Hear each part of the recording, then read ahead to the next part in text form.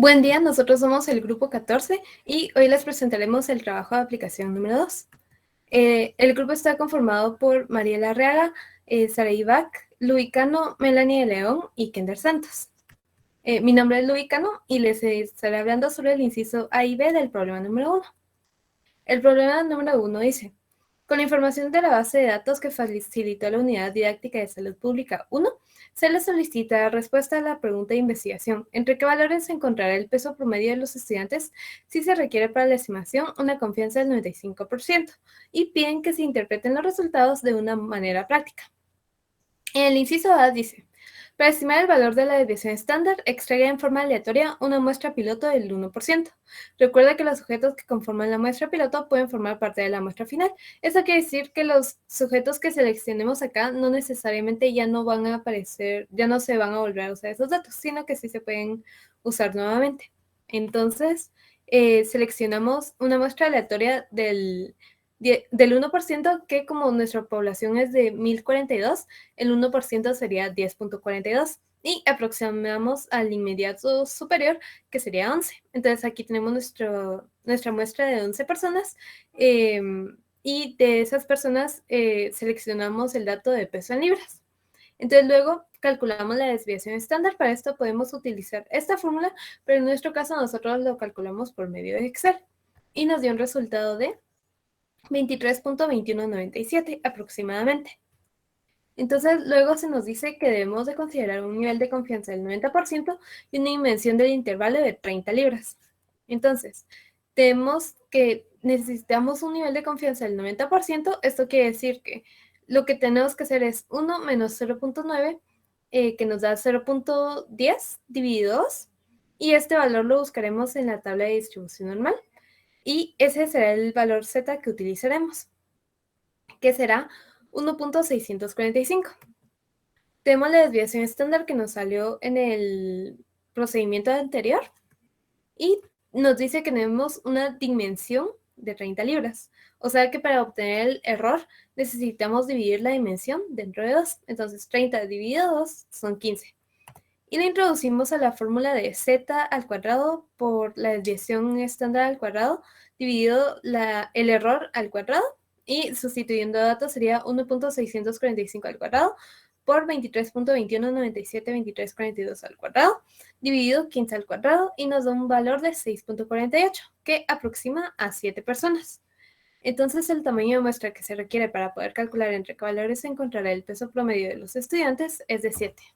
Mi nombre es Lisa Herrera y estaré presentando los incisos C, D y E. Inciso C. Seleccione su muestra aplicando un muestreo oratorio simple utilizando el programa Excel. Luego nos piden que extraigamos la muestra y la presentemos en una tabla. Por lo que, con ayuda del programa de Excel, seleccionamos una muestra aleatoria de 7 individuos y calculamos la media muestral. Esta media la calculamos con ayuda de las fórmulas específicas que están en Excel. Al calcular la media nos dio un valor de 146 libras y la desviación estándar, que igualmente la calculamos con la fórmula específica, nos dio 34.20 libras más o menos.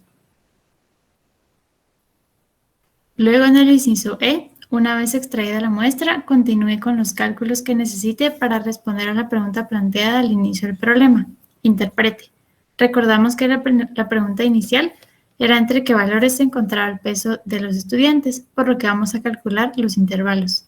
Para ello necesitamos la media, que es 146, la muestra previamente calculada, que es 7, la desviación estándar, 34.20, la distribución, que al darnos una confianza del 95%, esto le restamos 1 menos 0.95, ese valor lo dividimos dentro de 2 y nos da, y al buscar ese valor en la tabla de distribución normal, nos da el valor de Z de 1.96.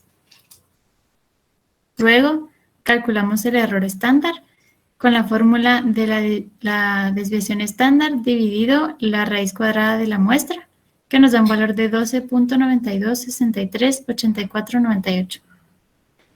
Y al multiplicar este valor por 1.96, que es la Z, nos da el máximo error de estimación, que nos da 25.33571455. Ahora procedemos a calcular los intervalos.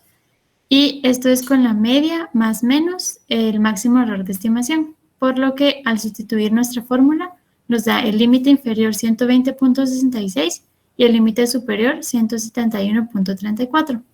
Ahora lo interpretamos de forma práctica y tenemos que se tiene el 95% de confianza de que el peso medio de los estudiantes que realizaron el test fantástico está entre 120.66 y 171.34 libras. Mi nombre es Keila Bach y les voy a estar hablando del problema número 2 de los incisos A, B y C. Las instrucciones. Con la misma información de la base de datos se les solicita dar respuesta a la pregunta de investigación. ¿Entre qué valores se encontrará la proporción de estudiantes que presentan un estado nutricional por arriba de norma peso? Peso normal. Si se requiere para la estimación una confianza del 99%, interprete sus resultados de manera práctica. En el inciso A, se tomó una muestra piloto de la población de estudiantes, encontrando que el 30% tiene un índice de masa corporal por arriba de la normal. La muestra piloto de la población que nos han dado es la proporción del evento de interés, que es el 30%. Para que podamos calcular la muestra, al tener el valor de P es igual a 0.3, el complemento del evento de interés sería de 0.7. Debido a la resta entre 1 menos 0.3, que es igual a 0.7. En el inciso B, utilice un nivel de confianza del 95%. Dado que en el inciso nos proporcionan el 95% para calcular el nivel de confianza, proseguimos a calcular y encontramos que alfa es igual a 0.05. Se obtuvo de la resta de 1 menos 0.95. El resultado lo dividimos entre 2 y nos da un valor de 0.025. Buscamos este valor en la tabla de distribución normal y encontramos que el valor de z es igual a 1.96. En el inciso C, decida el error que está dispuesto a aceptar para el cálculo y explique los motivos. Usaremos un error del 4% para realizar los cálculos de la obtención del tamaño de la muestra, debido a que un mayor error disminuye el nivel de confianza de la investigación realizada.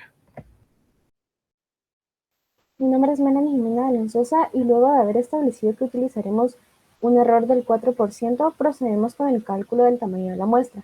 Para esto necesitaremos de los siguientes datos: la distribución, la población, la proporción,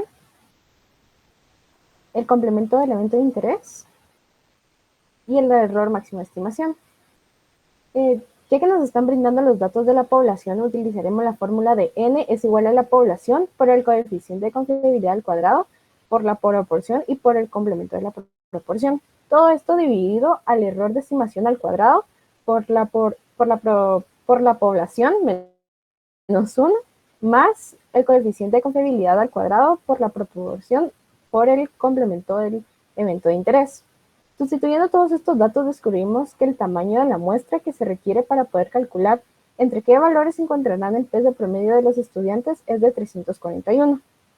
Luego se nos cuestiona si preferiríamos utilizar una proporción de 0.5 y un complemento del evento de interés de 0.5 para calcular el tamaño de la muestra. Y como grupo consideramos que no, ya que con esos valores el tamaño de la muestra aumenta y al ser más numerosa el intervalo de confianza se hace más amplio y se corre el riesgo de desperdiciar recursos. Además, si comparamos el primer valor de la muestra, que es de 341, con el nuevo valor al momento de sustituir los valores por 0.5, nos damos cuenta que la muestra es de 382, lo cual es mayor en comparación con el primer valor. Soy Kendra Santos y les presentaré el inciso F y el inciso G. Inciso F. Después de haber calculado nuestra muestra, efectuamos lo que es el muestreo sistemático sin reemplazo. Para ello dividimos nuestra población dentro de nuestra muestra. El cálculo planteado queda 1042 dividido 382, lo cual nos da un resultado de 2.73 que se aproxima a 3. Después de esto elegimos un número al azar entre el 1 y el 3, nosotros escogimos el 2 y en base a este valor planteamos la siguiente tabla.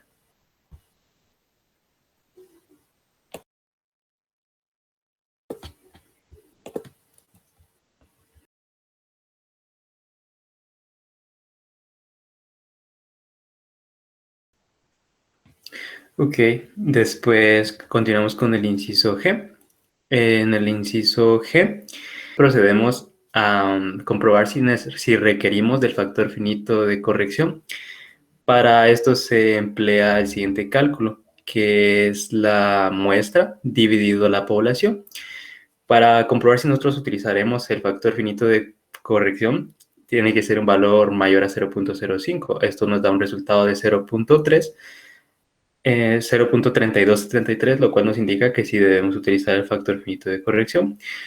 Para obtener nuestro error estándar, realizamos la siguiente operación, que es la raíz cuadrada de la proporción por el complemento de la proporción dividido 341, multiplicado por la raíz cuadrada de la población menos la muestra dividido la población menos 1. Nuestro error estándar nos daría un resultado de 0.02036414131. Luego nosotros procederemos a obtener nuestro máximo error estándar. Eso se efectúa multiplicando el error estándar por la distribución normal, que tiene un valor de 2.58. Nuestro máximo error estándar nos daría un resultado de 0.05253944859. Continuamos, nos interesa obtener nuestro intervalo. Para esto procedemos con la siguiente operación, que es 0.3 menos nuestro máximo error estándar, que nos da un intervalo de 0.2475. Para obtener nuestro límite superior, planteamos 0.3 más el máximo error estándar, que nos da un resultado de 0.3525. La interpretación quedaría de la siguiente manera. Se tiene el 99% de confianza de que el porcentaje de estudiantes que presenta un estado nutricional por arriba del peso normal está entre 24.75 y 35.25. Gracias.